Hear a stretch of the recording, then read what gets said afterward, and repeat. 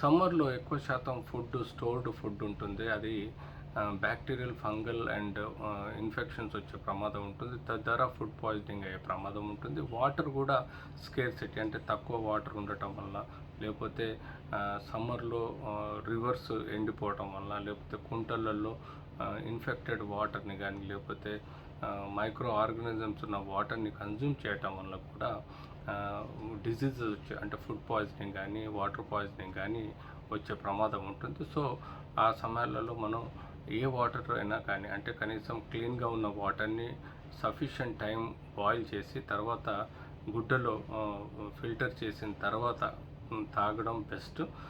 అలా మనము వాటర్ని జాగ్రత్తగా, ఫుడ్ని జాగ్రత్తగా మెయింటైన్ చేయాలి. ఫుడ్ వండిన వెంటనే కన్జ్యూమ్ చేయడం బెటరు. స్టోర్ చేయకుండా జాగ్రత్త చూసుకోవాలి. ఫ్రిడ్జ్లలో స్టోర్ చేసినా కూడా ప్రాపర్ టెంపరేచర్ మెయింటైన్ చేస్తున్నట్టుగా మనం చూసుకుంటూ ఉండాలి.